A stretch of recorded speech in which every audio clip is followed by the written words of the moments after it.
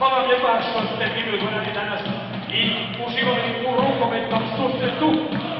Pozivamo vas da nastavite u dobrom raspoloženju u fan zoni pod šatorom u centru Varaždina. Još jednom pozdravljamo i evo, vidjet ćemo se trećeg dana drugog dijela ovog